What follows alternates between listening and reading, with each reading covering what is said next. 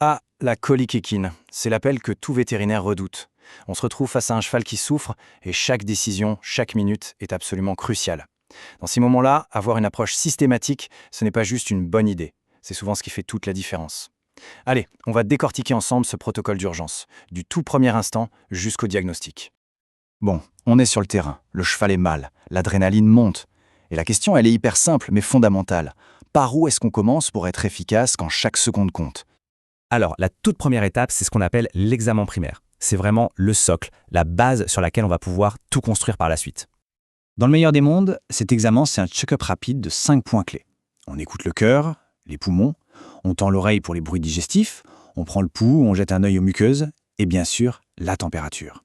En gros, ça nous donne une photo à l'instant T de l'état général du cheval. Sauf que voilà, la réalité du terrain, c'est souvent autre chose. Et il y a un facteur qui vient tout chambouler, la douleur. Quand elle est extrême, l'examen, il devient non seulement mission impossible, mais carrément dangereux.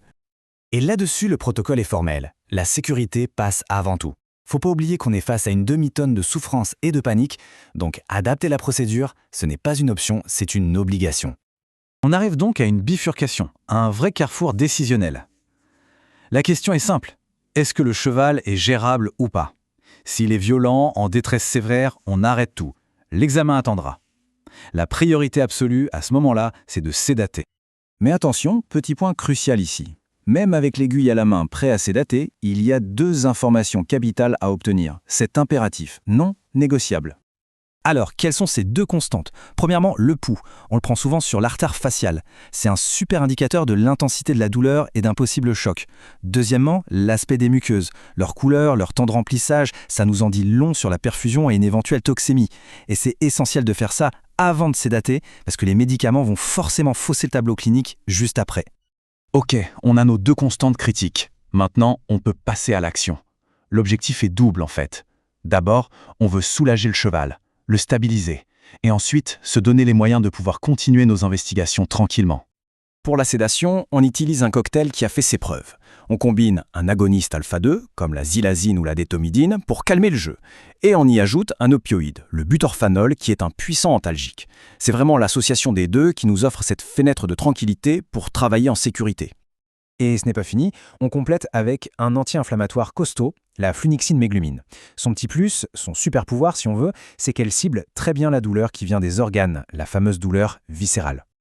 Alors là, attention, point de vigilance hyper important. La flunixine, c'est super, mais il y a un piège. Il faut absolument, et j'insiste là-dessus, demander aux propriétaires s'ils n'en ont pas déjà administré. Parce qu'une double dose, c'est la porte ouverte au surdosage et à de gros problèmes rénaux. C'est un réflexe, une question systématique à poser. Bon, le cheval est calmé, la douleur est gérée. On peut enfin respirer un peu. Et c'est là que le vrai boulot d'enquêteur commence. Trouver le pourquoi de cette colique. On passe donc au bilan post-sédation. Maintenant qu'on peut approcher le cheval en sécurité, on va sortir la boîte à outils diagnostique pour y voir plus clair et comprendre l'origine du problème. Et ça se passe en plusieurs étapes logiques. D'abord la palpation rectale pour avoir un premier contact direct avec les organes. Ensuite le sondage nasogastrique qui est capital pour décompresser l'estomac. Puis on passe à l'imagerie avec une échographie abdominale rapide, ce qu'on appelle une écho flash. Et bien sûr, en fonction des premiers résultats, on adapte et on peut ajouter d'autres examens. Allez, pour finir, un dernier point, un conseil pratique tiré de l'expérience. C'est un peu le piège classique dans lequel il ne faut surtout pas tomber.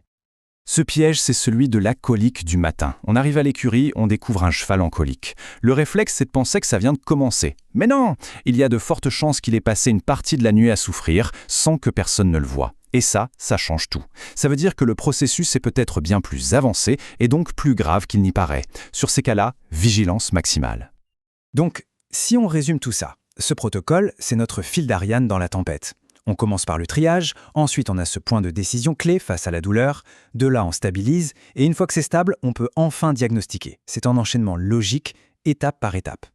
Au final, la question se pose, est-ce que cette approche systématique, c'est vraiment la clé pour transformer le chaos d'une urgence en un diagnostic clair ?